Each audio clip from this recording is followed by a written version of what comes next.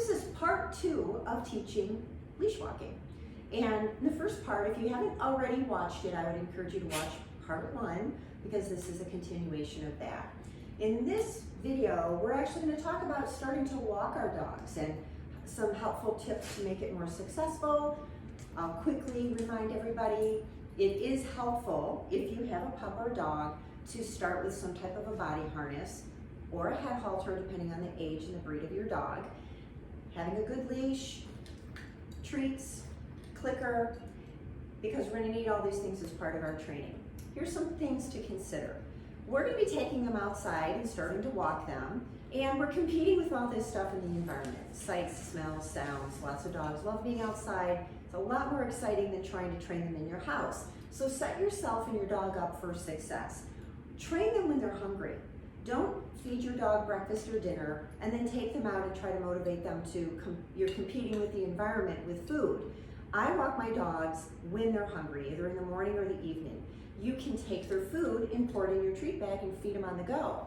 I find when I have a new dog in training, it's helpful to use higher value treats than just their dry kibble. Because again, there's a lot of competition when we're outside. So find something that your dog likes, agrees with their stomach, something really, really high value, and make that your training treat for leash walking. We do want to be mindful of calories, so we don't want to feed them their full meal and then 2 cups of treats on top of it. So just try to make sure you're not overdoing it with the calories. Make it healthy for your dog. So you want to have food. You want them to be hungry. You want to have your clicker, your leash, and of course your dog. And keep in mind that in the beginning of clicker training, we're just trying to establish where we want our dog to be walking. We want them to be on a loose leash, not pulling. So we have a lot of things going on at once. And again, your pup or your dog has no clue that they're supposed to walk at your side and not pull. So you're going to be using a very, very high rate of reinforcement, meaning lots of clicks and treats, because we're teaching them every step that I take with my foot that you're still here. You're going to hear that click go off and there's going to be a treat showing up in your mouth. Again, we don't want to lure them down the street with treats in our hand. But in this part of training, because the treat dispensing is so quickly, it's helpful if you load your hand up with treats because, again, it's going to look a lot like, poor Marshall, this is driving him nuts. But I'm going to be clicking and treating him every time my foot touches the ground and he is somewhere at my side, so that I keep sending a very clear message. Marshall moving next to me makes the click and the treat happen, and we also get to keep moving forward, which is something that he really likes. So you have to be mindful that you need to use a lot of clicks and treats. You can't get stingy. You can't do things such as you're walking out with your dog and you start clicking the first couple steps and then you start walking 5 or 6 steps and they're pulling away from you and then you try to get them back.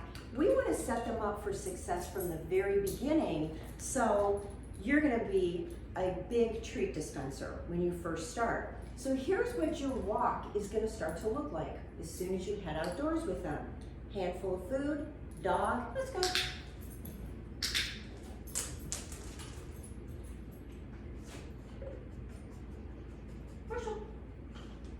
Good boy.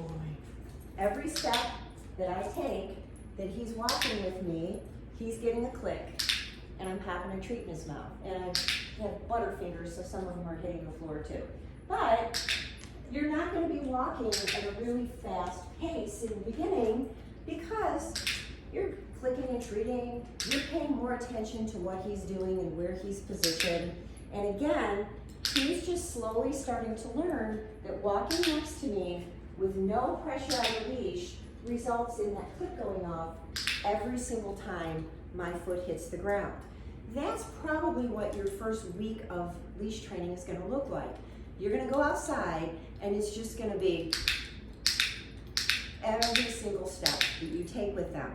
Then as that first week goes by, if your dog is doing really well, they're consistently walking with you, and of course they're going to have occasional hit the end of the leash, pull away from you, but I'm talking like if 80% of the time they're just walking at your side and you're reinforcing them, Then you're gonna slowly start to fade the click and the treat back.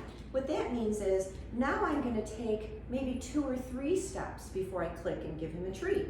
So instead of every step that I take, it's gonna be every couple steps that I take, result in him getting a click and a treat. Because now I've shaped the behavior and he's starting to understand something about walking next to me makes that click go off, so I can slowly fade the click and the treat back. When the dog's doing really well with 2 or 3 steps, then I'm gonna maybe take 4 or 5 steps with him, click, give him a treat.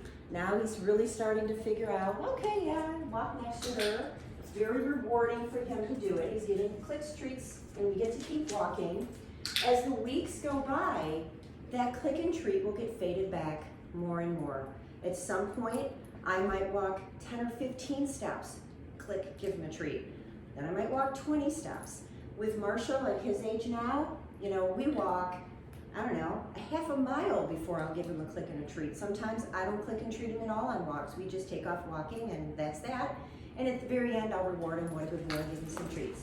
But you have to be very mindful in the beginning that if you're using a low rate of reinforcement, meaning you're missing a lot of opportunity to reward and reinforce the behavior that you want, pup's not gonna understand what it is you want them to do. So you're literally a walking food dispenser in the beginning when you're training. But if you put the time in for 1 week, you're gonna see amazing results, and then you're gradually gonna fade it back. You're gonna eventually fade it out. I can walk my adult dogs without a treat bag, without a clicker. I just clip their harness and their leash on and we just take off. But that takes a lot of practice. On average, the dogs that I've trained, especially the therapy dogs and service dogs that are working, I probably walked 1,000 miles with them in the beginning of their life, the first year to year and a half of their life. I walk my dogs a lot, a couple miles every day. And if you add that up, 3 to 4 miles a day over a year, it's a lot of miles. It's a lot of practice. So you have to put the time in early. You have to use high value treats. You have to use a lot of treats. And you're gonna see success very, very quickly if you put the time in at the beginning. So start in areas that aren't extremely distracting. Don't take your dog to a really hectic area with lots of other dogs and lots of activity. They're not going to be able to focus on you. Start practicing in your driveway, practice on your street.